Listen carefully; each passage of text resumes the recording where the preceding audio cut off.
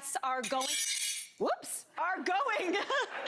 show you how they win their mornings. Here's how I get my day started. Good morning. Welcome to my morning. That is our show for today. Thank you so much for watching.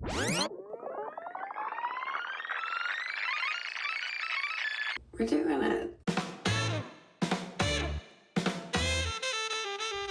It's like, I don't know, 4:15. Shower time. The good stuff. A little cinnamon bun coffee. I like to call this potion. And I got my hair towel on. Welcome to the real me. Breakfast.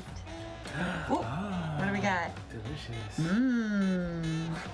All right, my bangs are blow dried. My hair is semi-fluffy.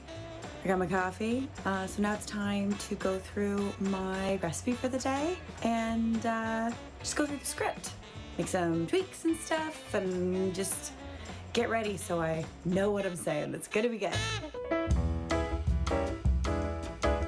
We're on our way to the train. Apologies for the bumps. Back roads. Coffee in a cup. Wild. Whee! Woo! Just wanted to do a hair size check. So, this is my hair. Naturally, Nikki's got her work cut out for her today. And we're in the parking lot. This is the back door of our studio. I know that says CP24, but that's one of ours. And then I come in this door. Now we're just heading upstairs. It's like 6:35. And the day's for real starting now. So, we'll see you on set.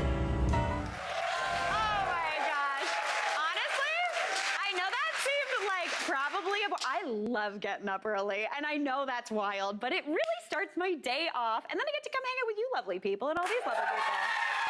So it's a good thing. Now, as you saw that, when it comes to breakfast, I'm usually like a savory gal, but when the time is tight, the exception for that is always granola for me. I love a little granola, some sort of creamy deliciousness underneath. It kind of makes me convince myself that I'm eating like a dessert, like a crisp for breakfast. And if that's not a way to win your morning, I don't know what is. So today I wanted to show you how to make my mixed nut granola and a chia seed pudding. Yeah,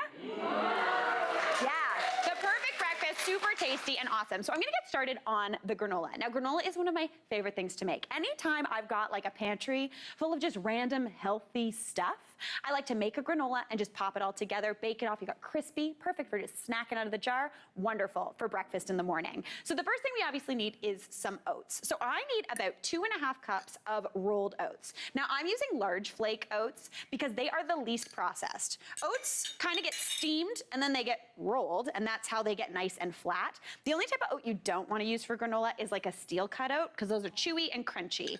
If you only had like a quick oat, that would work. It's gonna have a little bit less fiber in it and not be as chewy, so I like a rolled oat. Now I'm going in with about, well, listen, this is granola, it's gonna be fine, it's gonna be fine. You want about 2.5 cups. It's early, we're fine.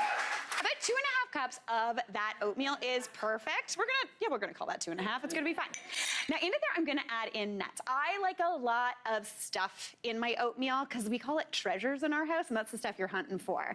So for the first treasure, I'm going in with about 2 cups of mixed nuts. Now I've got just kind of classic mixed nuts here. They're not salted. These are fancy though, they have pistachios in there. So if you get pistachio ones, I mean, go for it. So I'm just gonna go in with those nuts right into the bowl. This makes like 10 cups of oatmeal, or of granola. So it's a good amount of granola. It'll last you for a long time. Those nuts are gonna give protein. They're gonna give extra fiber. It's gonna be fantastic. Now, for a little more deliciousness, I'm going in with about 1/2 cup of hemp hearts. Hemp hearts are something you can find in the health food section of your grocery store or a bulk food store.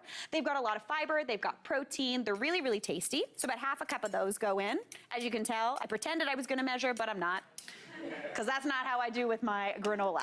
Now, I also want to add in even more fiber. I like packing this full of the most of that stuff as possible, just so I start my day off right. So I'm going in with wheat bran or wheat germ. Now, I feel like if you were alive and kicking and baking in the 70s, you know exactly what this is.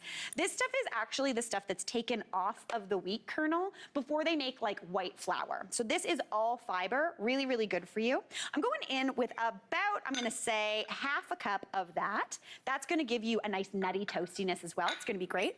Now, this is a kind of wild ingredient that I add to my granola. I go in with about a quarter cup of flour. Just any type of flour you've got. I'm using whole wheat here, again, for that added fiber and stuff. But if you just had all-purpose, that would work. Even if you had gluten-free, that would work perfectly. This helps lead to more crunch, those big kind of clusters in your granola, and I love that. So I'm going in with that. Now, to season this, a little bit of salt, a little bit of cinnamon, maybe about half a teaspoon of cinnamon, and then we need something a little bit sweet in this dry mixture. So I'm going in with about a quarter cup of brown sugar. You could use white sugar, brown sugar's better. It's got molasses in it, I love molasses. So let's go in with about a quarter cup of that. All right, now we just gotta mix this up. So you just wanna mix it until it's nice and combined. Really the only thing that's tricky to get in there is that brown sugar, just in case it's a little clumpy. But already, this looks delicious. We've got that flour in there that's gonna, again, make those clusters and those clumps. It's gonna be beautiful. Now, for the wet ingredients for my granola, I have got in this measuring cup a half a cup of maple syrup. So it's a good amount of maple syrup, but again, this makes 10 cups of granola, so it's gonna serve you for a while. I've also got a quarter cup of vegetable oil or neutral oil. I also, my sneaky ingredient is some water, some hot water. About a quarter cup of hot water goes right on in. That's gonna, again, help with some clumps. I've also got some vanilla in there as well, just for flavor. If you wanted to, put some coconut in here. A little bit of coconut extract would be delicious.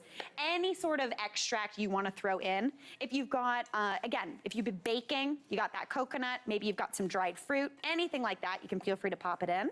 Give that a good mix just until it comes together and you don't see any of that dustiness anymore.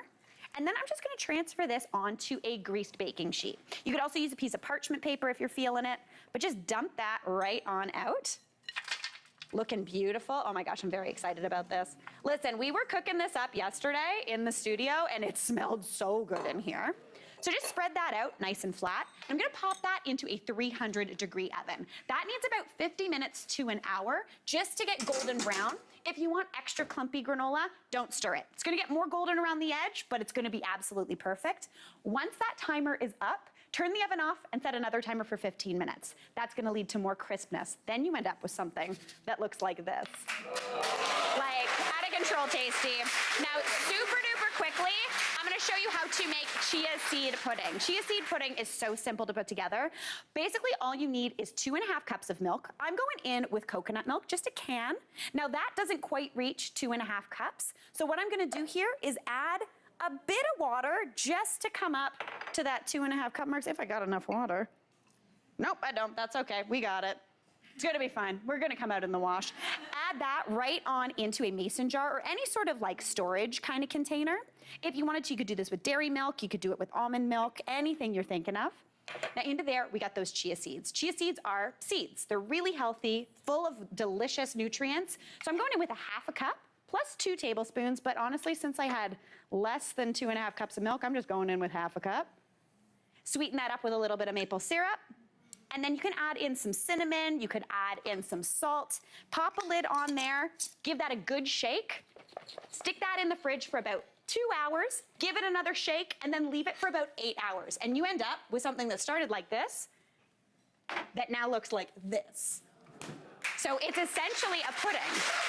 Really tasty, so, so good.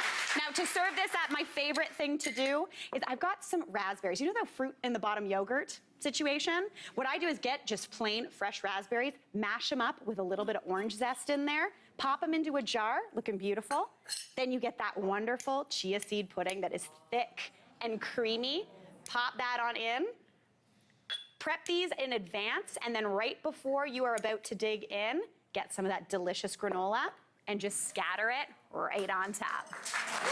Like, absolutely delish. I'm gonna take a bite of this, get my morning started off right. Hey, Mary here. What did you think? Drop your comments below and don't forget to like and subscribe for more of the good stuff.